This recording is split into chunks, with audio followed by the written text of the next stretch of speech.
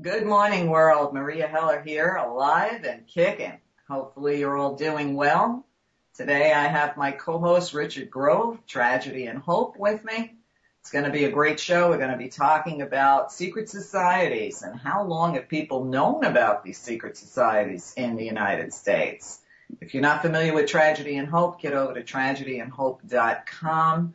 And if you're listening to this show on YouTube or you're listening to it at Gary Knowles Network, wherever you happen to be viewing or listening to it, remember this show is totally listener supported, something I'm extremely proud of, something I'm very, very happy that I succeeded at.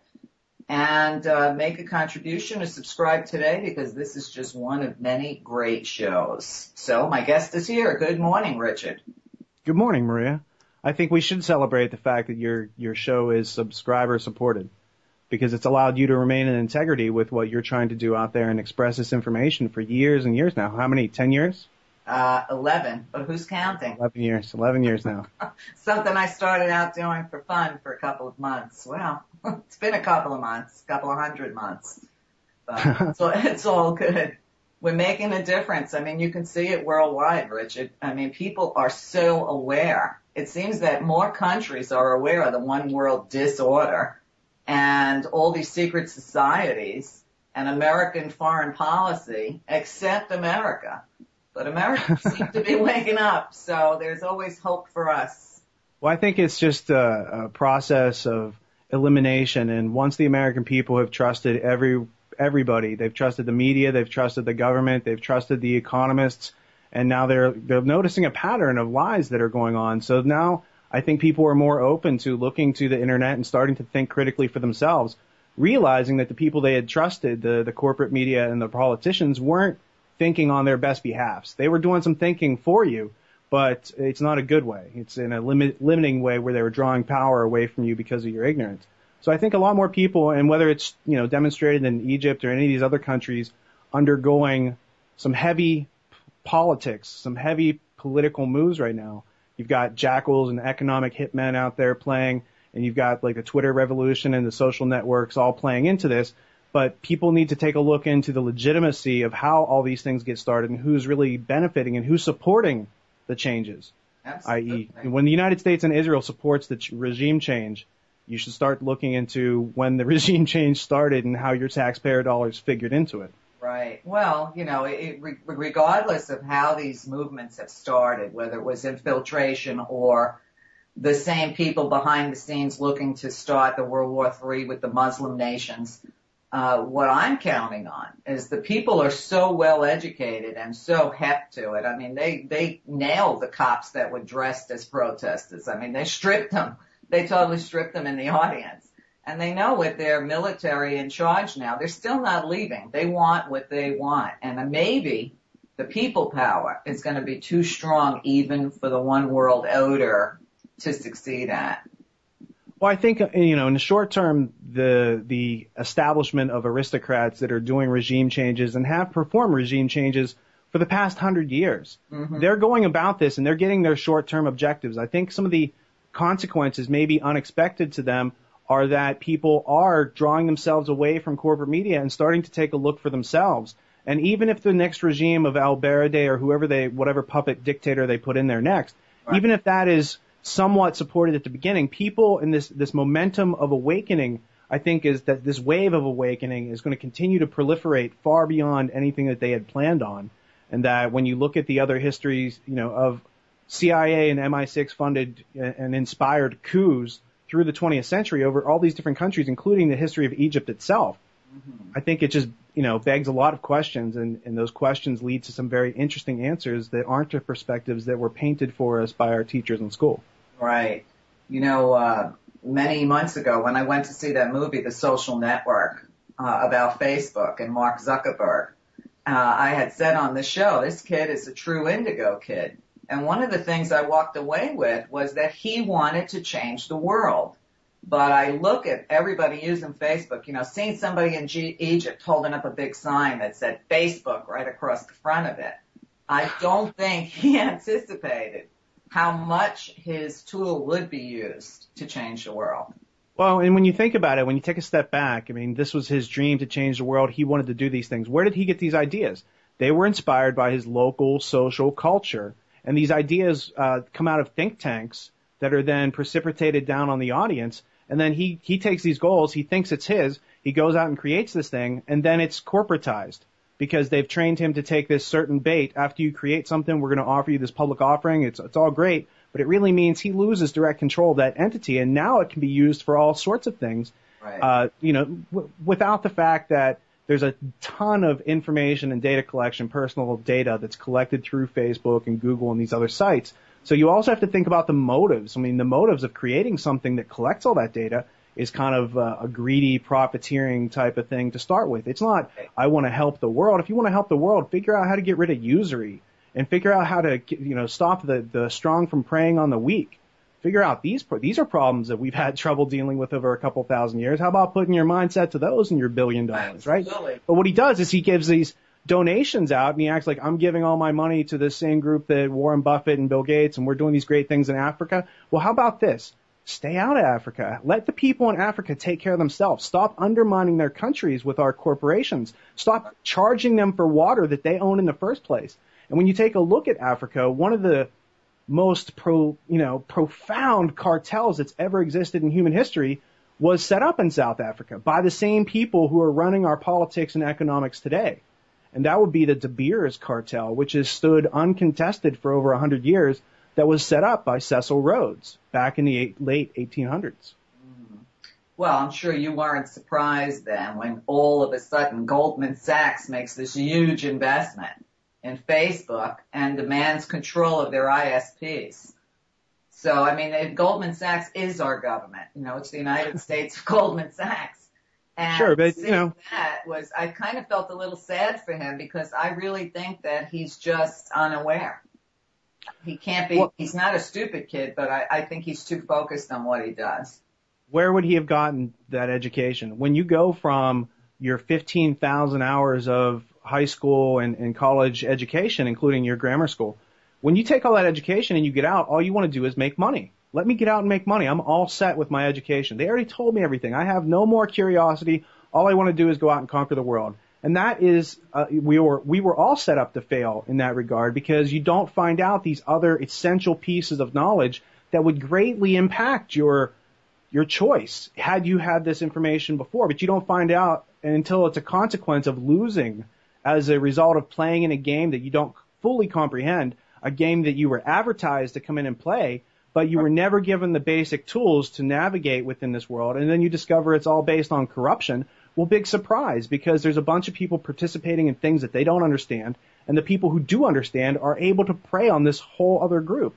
Whether it's a brilliant young mind who gets, a company up and running, and then it grows, and then it's helped out by a bunch of other companies to become popular, and then it's eventually taken over and taken out of someone's direct hands. These are all just the steps of the regime that has been controlling everything. This is how they get business done. They sucker us into playing games that we don't understand, and then they're like, oh, well, this isn't going to turn out exactly like you planned because your plans were not based in fact. Right. Well, everybody ignored him until he became huge, and then all of a sudden the sharks started swimming about. And you can't become huge until they take your company and make it a publicly traded company. And then all of a sudden you're worth billions of dollars based on what? Some paperwork, right? When I talk about how words give people power over other people, that's exactly what I'm talking about. You sign a contract and now you're playing with this other cartel that runs the stock market, and they're going to give you all this artificial wealth in exchange for little ownership over your company and little, tweaking and manipulation to make it, suitable to fit in with these other international corporations that are also collecting data on you every day. Right? Well, one of the things I was reading is that Goldman Sachs will open this up to investors, but not in America. It'll only be foreign investors. So I'm like, Americans get screwed one more time. And I don't know how people can't see Goldman Sachs' hands behind the scenes on everything. My daughter's social networking group that she has uses Facebook heavily. And not a one of them knew that Goldman Sachs had bought into Facebook, even her experts. So I was the one, of course, to bring them that little bit of information. And I says, it'll be the end of Facebook. It won't be what you think it is. And get ready. Somebody else is going to have to come out and create something to replace it, which, of course, will happen. Yeah, it really wasn't what you thought it was, which is why Goldman's, interested in it in the first place. It wasn't exactly what you thought it was, but it is something that Goldman Sachs understands, and they understand how to leverage that. And being that, Goldman Sachs it's in your face, but it's like a finger on the fist. It's not even the arm, and it has played a key role. It's like an index finger on the right hand, right. But it's not the hand and it's not the arm. And its ability to move and, interact with the American public over the past 100 years, right. All of that protection, all of those revolving doors are provided through a system that was created to undermine our education system, our political system, and to aggrandize our military and industrial empire building system.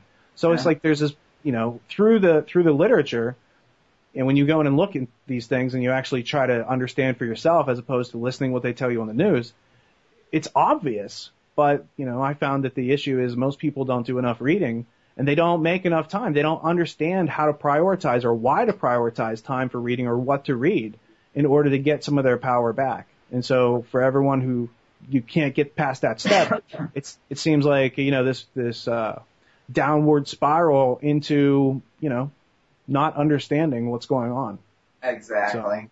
Exactly. Well, I have told people for years now to be very careful what they email, what they text, what they chat, what they say on the phone, because it's all under surveillance without our permission. We have no rights in this country. The hypocrisy, that was another thing I wanted to talk to you about. What did you think of the hypocrisy from Obama and Hillary about Egypt cutting off the internet while they're still trying to pass the the kill switch bill here in America? I mean, the hypocrisy. It's an interesting question, but here's the point. I don't tune into Obama or Hillary, and I don't keep up on their day-to-day actions. They might keep up on my day-to-day actions, but I really don't care that much about what they're doing because they're at the end of the string. They're the puppet. I try to watch the hands. And when you watch the hands, here's how to cut through the hype about the internet kill switch. They don't want to kill the internet. They make all their money off of you with all your clicking and paying to their corporate sites and Netflix and HBO and all these other things now. All these things cost money. iTunes. You think Apple wants the internet shut off, right? So at the end of the day, they collect all their data from you through Facebook and Google and all these things. They need the internet. If they shut off the internet, Meria might be out there walking around having a conversation with somebody, and they would have no idea what they're talking about. That would drive them paranoid. You're talking about psychopathic billionaires already. Right. Cutting off any connection to monitor us? Come on, they don't want to do that. They want to scare you like they're going to do that. It's, they've been talking about, the protesters should have the right to peaceful protest. Just that sentence alone cracked me up thinking about what our protesters go through here. The infiltration of that anti-war group where everybody got arrested. The cages outside the Republican committee there, for people to protest 12 blocks away inside a cage. The microwave weapons they use on Americans, the sound cannons, all this stuff. And yet the hypocrisy that we can have anything to say about what's going on in countries that we also sent our prisoners to be tortured in is incredible to me. And yet the people on the ground in Egypt and Yemen and Bahrain, all these places they know what I just told you. So of course they're infuriated at America. So let's just make the whole world hate us. Is it hypocrisy? Is it really hypocrisy?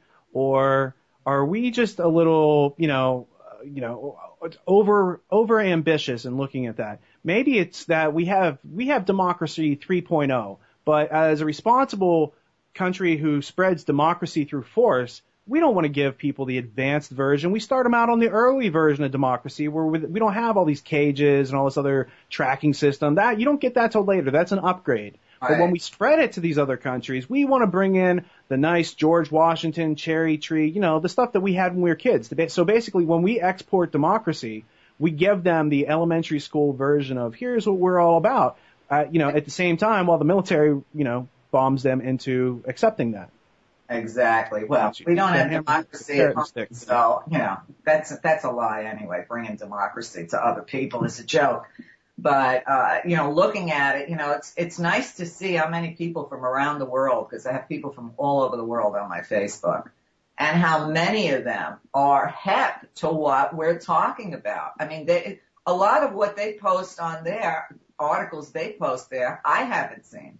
So I'll use those in my show.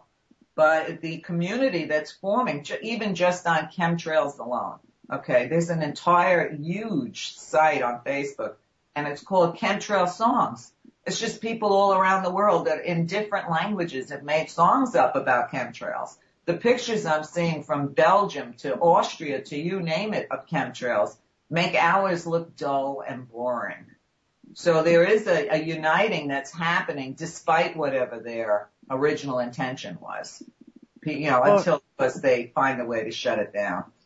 Again, the internet is brilliant insofar as you can use it however you choose to use it. And for people who are waking up and trying to explore and learn and come up to speed on what's going on, being that we've all been deceived by the official media, the political system, the education system, it's, there's a lot of people, there's, 6 or 7 billion people around the world who are under effect of this illusion and are slowly waking up to it. So whether we're using the internet while it's on, and if they turn it off, well, what do? You go out and talk to your neighbors. And boy, do you have some interesting things to explain to them, because they're going to be saying, hey, what happened to my BlackBerry? What happened to my internet? What happened to my cable TV? What's going on?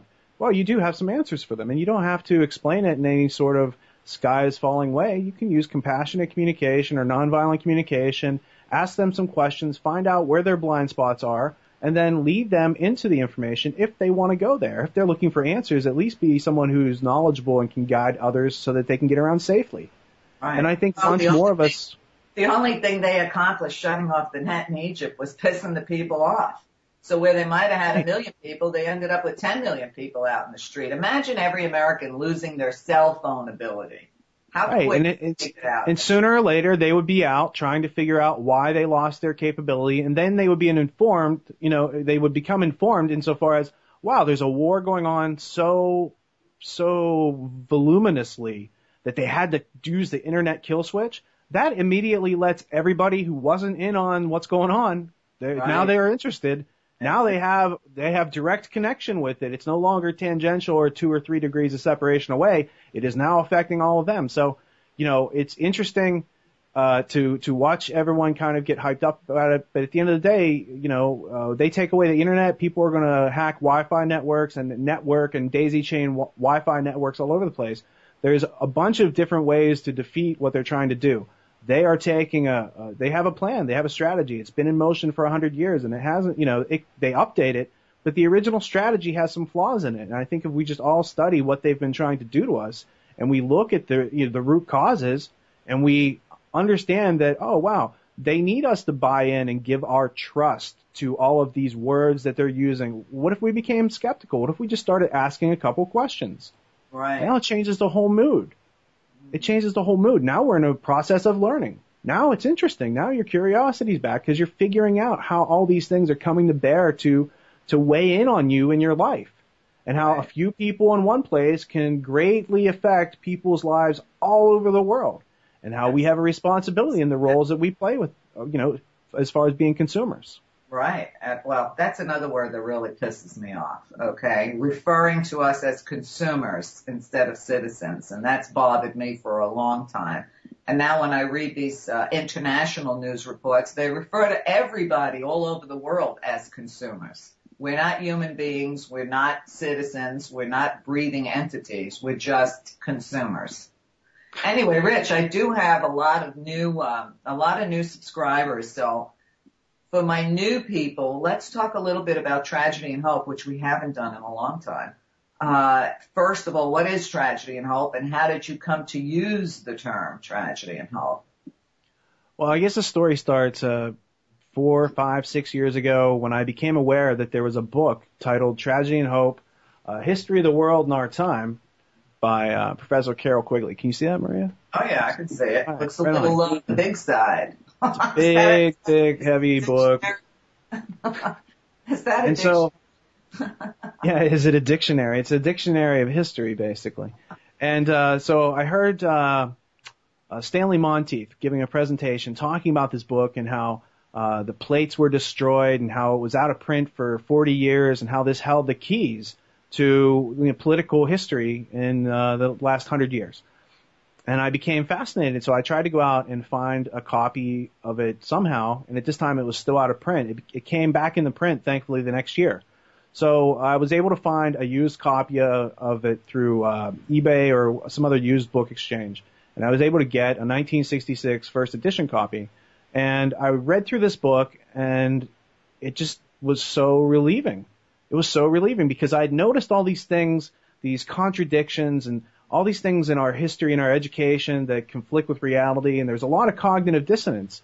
And then you bump into this author, and he writes this whole book that basically logically explains it all into position, and he takes all this data and organizes it such that you could have an understanding, a comprehensive understanding of the workings of what's going on.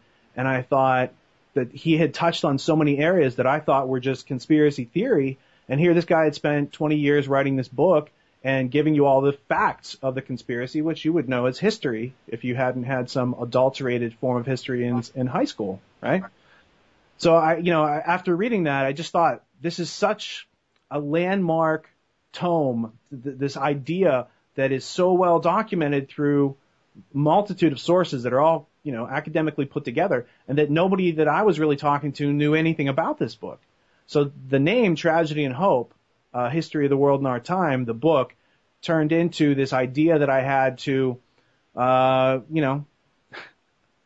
you discover that this book has a treasure trove of information, and it was all destroyed and tried to eradicate it from our awareness. So what are you supposed to do with something like that? It seemed obvious that you need to take that and put it in front of people and say, check this out, because it can answer a lot of the questions that we all have, and It can give us some common ground through which we can start to learn and, kind of fill in the rest of our blind spots. Right. So. There's so many books that have been suppressed or conveniently out of print.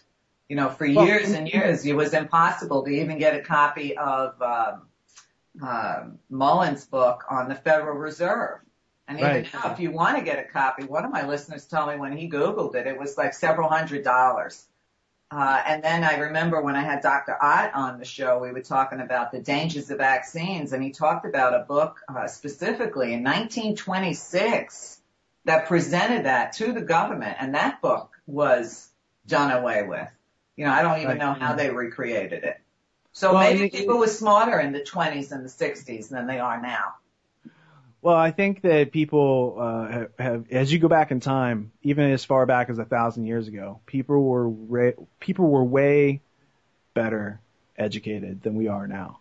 That's not even proper English.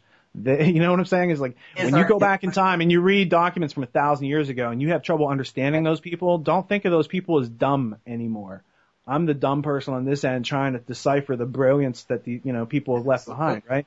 And so the irony of Tragedy and Hope, the book, is that while it was suppressed to the public, everyone who's anyone politically read this book and kept this book on their coffee table, and it was a sign of their knowledge of the De Beers cartel and Cecil Rhodes' secret society, which was based on the Jesuits, and the fact that they have these Rhodes scholarships where they go around and they recruit the intellectual elite and prepare them for statesmanhood and service. And when you have all these things come together, it's just, I don't know.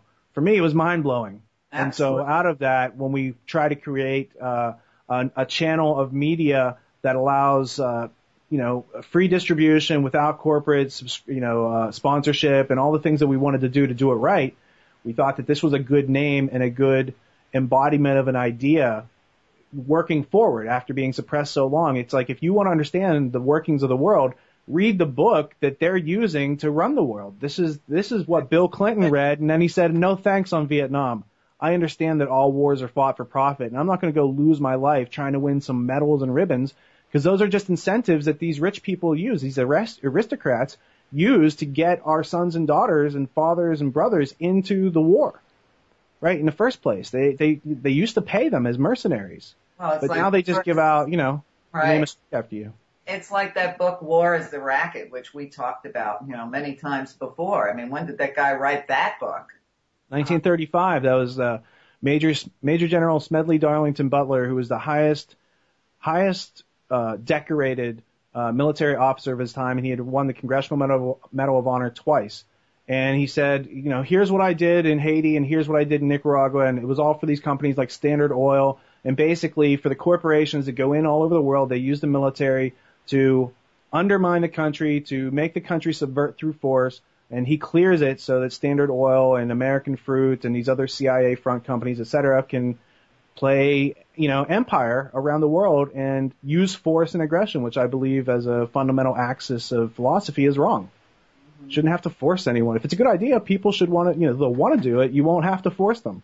So he was like one of the first economic hitmen, just being used in the service of the corporate military agenda. I don't know that he was one of the first, but he was the first that I know of who realized what he was being used as, who got out, who protested after they approached him, that some JP Morgan Wall Street bankers, one of whom was named Jerry Maguire, approached Smedley Darlington Butler in 1934, I think it was, and they wanted him to overthrow FDR. So they wanted him to lead a force of 500,000 men to overthrow the president of our country. And so the people who were asking him to do this are the same people who were funding the Nazis at the time. And the same people who were funding the Nazis at the time had funded the Bolshevik Revolution. And the same people who funded the Bolshevik Revolution were currently funding FDR in his social welfare state. Right? So you had, during that time, the same group of financial backers, as illustrated through Tragedy and Hope. They were funding universal socialism in Russia, national socialism in Germany, and welfare socialism in the United States. Now, Quigley, I don't think he refers directly to Anthony Sutton's work, but when you also read in like juxtaposition, you read Quigley's 3 books, and then you read 5 or 6 of Anthony Sutton's works. I think he wrote actually 10 books that are relevant to these subjects, but all the facts match. And what you find is that behind the presentation of the puppet government that we have in place, the actors that you see on TV every day, the real people in control are the financiers and the Wall Street attorneys. They're the same people who founded the CIA. When you look into the origins of who are the intelligence community and who's feeding you this information about Al-Qaeda, guess what? They're international bankers. They're not like, it's not what it appears to be. And once you start looking into the illusion, you can see backstage. You can understand that there's a theater being put on. And once you get up out of your seat in the audience and you walk up on that stage and you walk behind the curtain and you can see all the workings and the machinations of how they do these things. Like when you see that the CFR prints this magazine, Foreign Affairs, and that I have Foreign Affairs magazine from going back into the 40s and 50s. This is what they do. They print a plan. Like there's a 1996 issue where John Deutsch and who's the other guy who ran the 9/11 Commission? Zelikow, the guy with the glasses. Deutsch and Zelikow in 1996 are writing an article telling you why you should be scared of Osama bin Laden. Right? Those are the same people who participated. John Deutsch was involved with the insider trading, and Zelikow ends up being the 9/11 commissioner, like the executive director of it. So when you see that the small groups like Council on Foreign Relations, through their publications, can let their network of people know what's going on, then you can also subscribe to it, and you can analyze, and you can, I'm not saying predict the future, but they're publishing their ideas, and if you want to see what leads up to Egypt, start reading their magazine, because they're telling you ahead of time, here's the trend, here's what we're trying to do. And this was created by the Rhodes Roundtable. This is a function of Cecil Rhodes' last will and testament. Right. Then you have the often demonized, often accused of being nothing but lies and a fantasy, Protocols of Zion, which also clearly spells out what they're doing. You can't miss it. Well, I don't have any special privy information that no one else can get. But when you look at that situation, the official claim on the Protocols of the Elders of Zion is that it's a forgery. And if you look at the definition of forgery, it means it's not the original.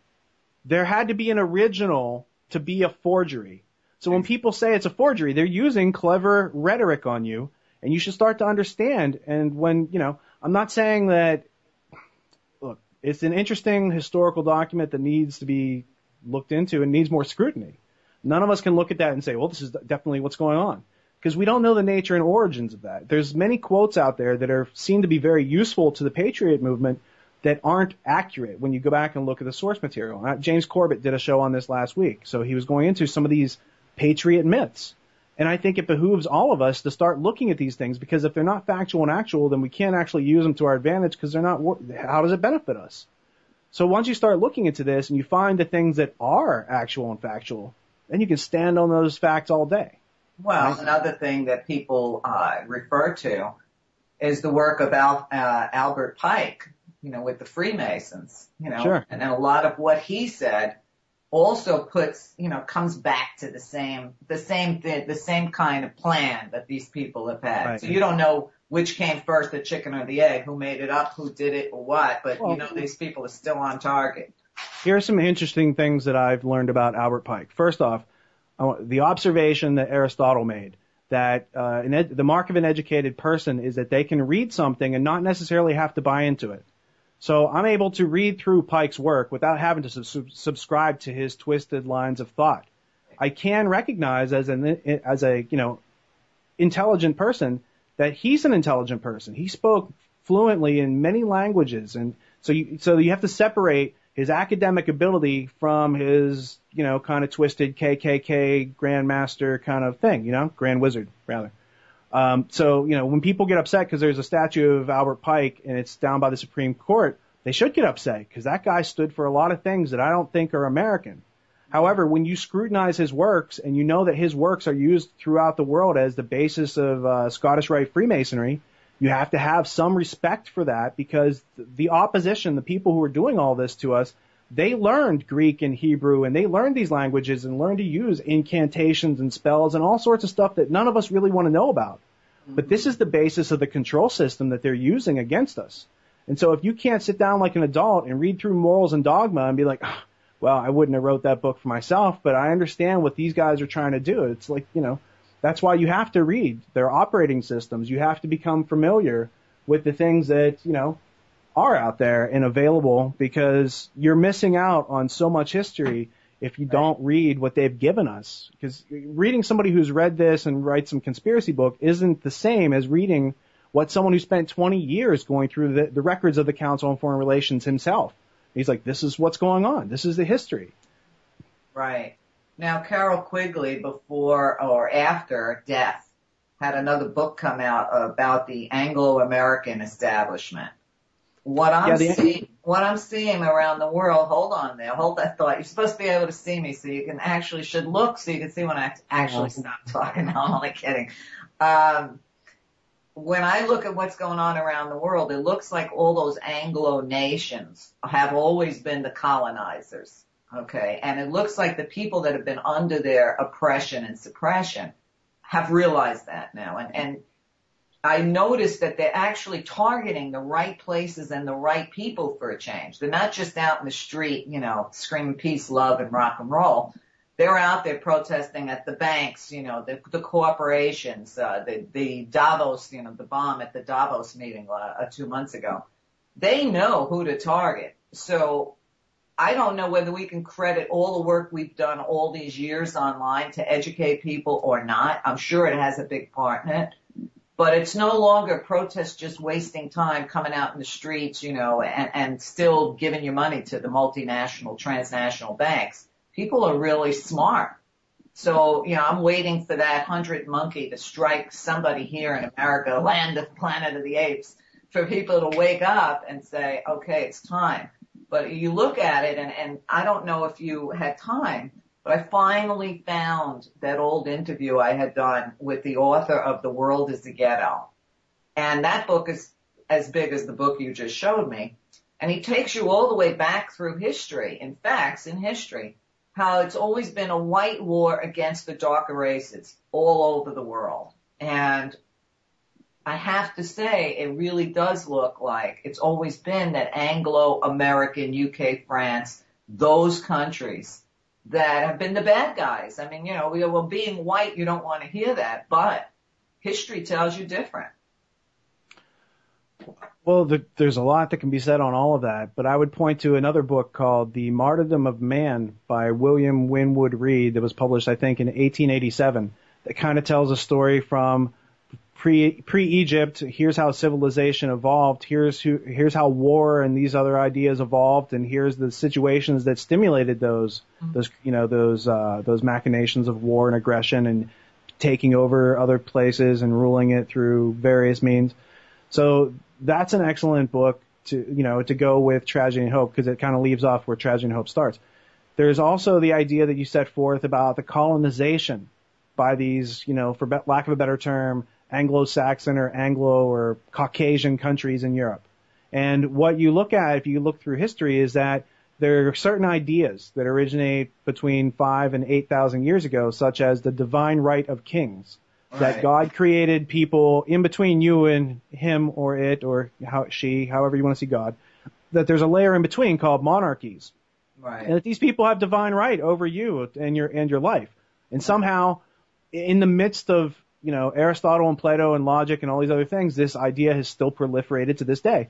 And when you look at the monarchies and the royal systems of Sweden and Denmark and, a bunch of other countries, they had control, let's say the Scandinavian countries. They were working, through Europe, and they were in control. And then they kind of handed off to the British Empire, who goes and does this world empire. So now these other royals sit in the background, like, Queen Beatrix of the Netherlands. Not somebody in our everyday vernacular in America, but she sits, as part of the Bilderberg group every year and, all these other things, right? So you have these other royals in the background, and then they develop like a frontline proxy to interact with the world and do their empire building. And then Britain hands it off to America. And America and Britain help to create the state of Israel. And now Israel's the sharp tip of the sword trying to penetrate into the Middle East. And what Quigley does in the Anglo-American establishment is he takes the Rhodes Secret Society, created as a function of his last will and testament, and he shows you how this roundtable group then influences politics and media and corporate, international corporate interests all over the world, specifically financial investments and banking and whatnot. So he shows you that this group of small people who are working as a function of Cecil Rhodes' last will and testament, and Cecil Rhodes worked for the Rothschild family. So he worked for Lord Rothschild. Lord Rothschild was a beneficiary of Cecil Rhodes' last will and testament of 1888. And so when these guys get together, they decide to create a future Zionist state. And Lord Rothschild had someone working under him named Arthur Balfour. And Balfour pens this declaration in 1916 in October, and he says, hey, in future years, even though we're promising the Arabs that, and the Palestinians that they can have this land, and we're promising the Germans that they can have this land, and we're promising these other groups that they can have this land, we're really going to give it to the Zionists. And what Quigley describes on page 170 of his book, The Anglo-American Establishment, was kind of the attitude. And he was answering the question whether or not the Roundtable group was pro-Zionist. And he says they didn't really favor the Zionists or the Arabs. They had some personal attributes and appreciation for the Arabs, but the Zionists were the ones who could bring them commerce in that area. And since the Arabs weren't able to formulate some strong commercial strategy, they said, we're going to back the Zionists. And so they set aside this area, and in September 11th, 1922, there's a British mandate over Palestine to create a future Zionist state. Now all they had to do was work a reason to get everyone in the world to support this creation of a Zionist state in the area of Palestine. So Anglo-American Establishment shows you the power of the Roundtable Group and gives you all the legitimate documentation of how it went from De Beers cartel and all the riches and gold and diamonds of South Africa, which were under Cecil Rhodes and the Rothschilds, and how that came up to become an actionable strategy group that was able to go out and basically do what they wanted with the world. There's a page in here where they talk about how they re-edited the whole story of the Versailles Treaty for the public. They're like, well, we can't tell the public what really happened here, so they came up with this fake version, which is what we all learned about. Right. So. Well, it's interesting that you say that they came up with this mandate for Zionism, or the Zionist state, on September 11th. 1922, absolutely. So, this is a favorite date of these controllers. I don't like calling them the Illuminati because they're not illumined as far as I'm concerned. If you, just going from the top of my head, there's September 11th, 1922. That's the British mandate we just talked about. There's September 11th, 1941, which is when they broke ground in the Pentagon. 60 years later, they blew up the Pentagon. You have September 11th, 1973, the powers that be, the Roundtable that funded Khrushchev and controlled Khrushchev. Khrushchev dies, September 11th, 1973. There's one in 1995. One of the World Trade Center bombers from 1993 is tried on September, or maybe executed September 11th, 1996. So when you look at these dates in common, you don't have to look for who has the affinity for dates and, Freemasonry and all these other secret societies. You just have to look at who's participating in all these dates. If you look, it's the people who allow the perception that it's the Zionists. There's a group behind it. There's a group of international financiers whose religion is greed. It has nothing to do with Judaism or anything like that. It's just greed. And Zionism is one of their proxy vehicles to go about attaining through the Hegelian dialectic that which they wish to do in the Middle East. And they can't. Britain and the United States can't do that themselves. So there's this whole other backstory of history that starts pre-World War I, when certain international bankers go from Germany into Britain, and they say, look, Germany's kicking your ass during the war right now. Wouldn't you like to have the United States come in and help you out? We can make that happen. And there's a book by Benjamin Friedman, Facts Are Facts, I think it's called, that illustrates, and when you check the facts in his book, they corroborate with Quigley's work and Anthony Sutton's work. And Anthony Sutton was a professor at Stanford, and Quigley had worked as a professor at Harvard and Princeton and Georgetown School of Foreign Service. And in the obituary in the Washington Star, when Quigley died in 1976, many people said that that was the most influential class that they had in their lives. So you have all these high-ranking political people like Bill Clinton and all these other statesmen who trained under Quigley, and they say that Quigley's class, which he was teaching from his book Evolution of Civilizations and Tragedy and Hope. So these people who go through his class get to understand that everyone else is being given a fake education. And because you're special, you're either in Georgetown School of Foreign Service or you're a Rhodes Scholar and maybe you get turned on to all this. But basically it's an elite layer of aristocratic people who are getting an education which is superior to that's given to us through public education. And that very simply creates a knowledge gap, which is a power gap, which is the wealth gap. And that is how they remain in control. Absolutely. Well, it also explains how and why all of them end up becoming members of the CFR or the Trilaterals or all these other secret societies. Right. So it's like they all have this private club, as George Carlin would say. It's one big club and you and me ain't in it. Well, we can look at it as a private club, or we can look at it for what it is. They are tools, and the CFR is a tool shed. And they like to collect all these tools, whether it be Warren Beatty or Michael Douglas or Angelina Jolie or any of these tools of influence. If you are influential, they want you to be a tool in their shed. That's how it works. And so, there are people out there, there are celebrities to, maybe Dave Chappelle. When they come to him and they say, we want to give you all this money, that's them saying, we want you to be in our club, you're going to play in our game, you just have to, obey a couple rules. And Dave wasn't down with giving up his integrity to play by those rules. And they said, now you're out of the game. That's better than being in the game and on your knees to them. And they do that to a lot of movie producers too. Of course, what's his name with the movie JFK comes to mind. Oliver Stone. I mean, his career got squashed pretty damn good.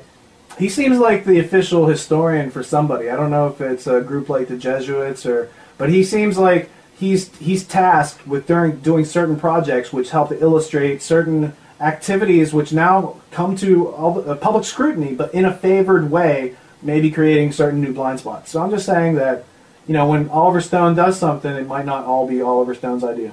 Right, exactly. But what's interesting is this weekend, for whatever reason, 4 of my close friends told me they were rewatching The Godfather. Okay? So I said, okay, 4 people in 2 days. Obviously, I need to rewatch that film. There must be a reason. And I started with the second one because that was my favorite. And I said, didn't feel anything in here that, struck a bell. And then I went back to the first one, watched that. No, nothing struck a bell except watch the third one, though. I had a lot of Italian homesickness. Now, the third one, just because I always found that the third one ruined the whole series for me.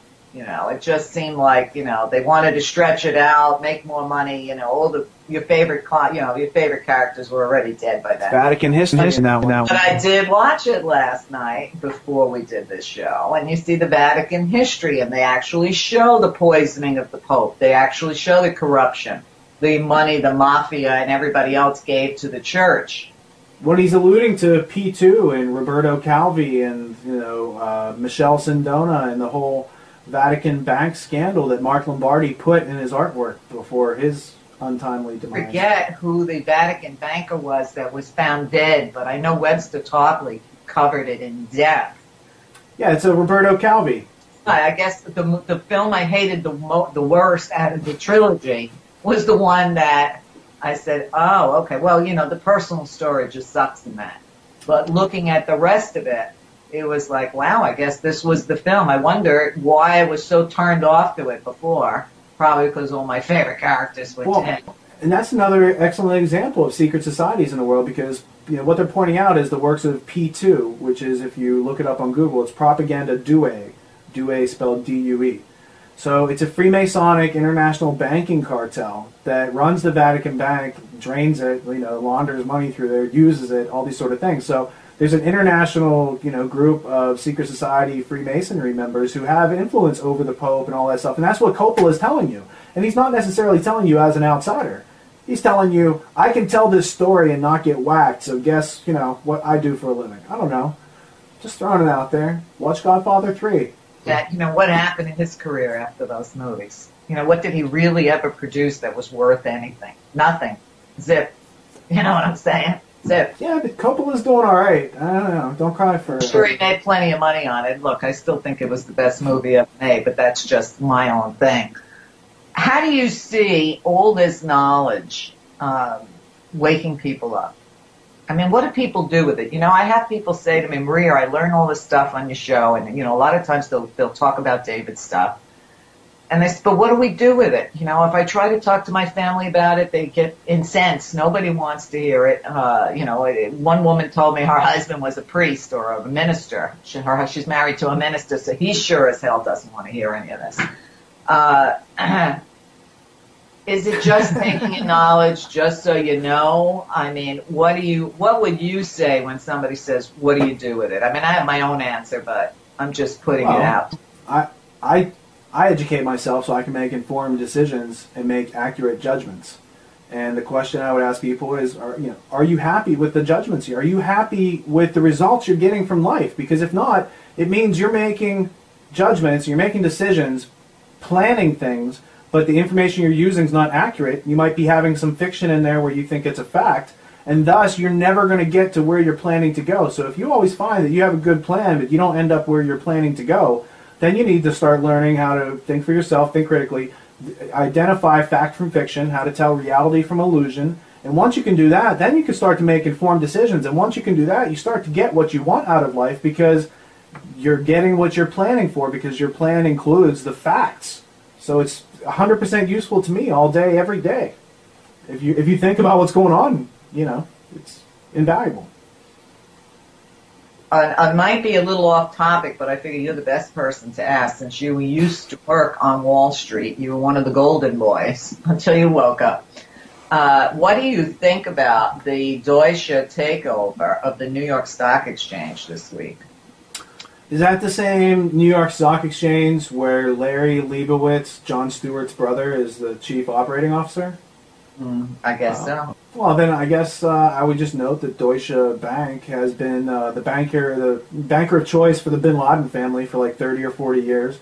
That Deutsche Bank was involved with the funding of the Nazis along with a bunch of U.S. bankers. So the people who run Deutsche Bank are not, they're mentioned in Casablanca. When you watch Casablanca, one of the guys comes in and tries to get into Rick's casino, and he's like, I'm a guy from the Deutsche Bank. And Rick says, go bounce, buddy. I'm not letting you in because you're from the Deutsche Bank. You're a Nazi. But I don't know that they call it the Deutsche Bank, whatever they call their Deutsche Rouse, R-O-U-S-S-E, or something like that, is the name of their stock exchange. Oh. People are seeing it as the death of... Speaking out of turn, I didn't understand it. Yeah, I thought it was Deutsche Bank buying the New York Stock Exchange. I wasn't up to date on that current event. Stock exchange that just sucked in the New York... Oh, well... it's all it's one hand passing it to the other. How about that? I often wonder, though, what do all the brokers on Wall Street think about that today? It's like they had their legs cut out from under them.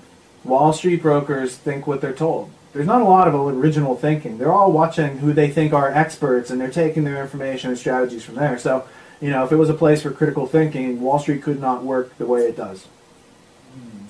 Now, you mentioned BCCI in Quigley's notes to me, and BCCI is, a really corrupt bank. How could Quigley have known all of that all those years ago? You're looking at maybe 50 years ago. Because Quigley worked for the people who were running the BCCI. When you look at what BCCI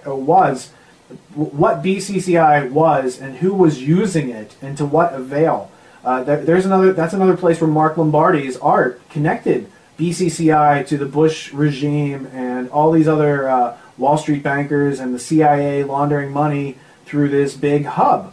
Dealing with people like Adnan Khashoggi and all sorts of other nefarious arms dealers and international banksters. I mean, it's gangbankers. Those people were like Grand Theft World.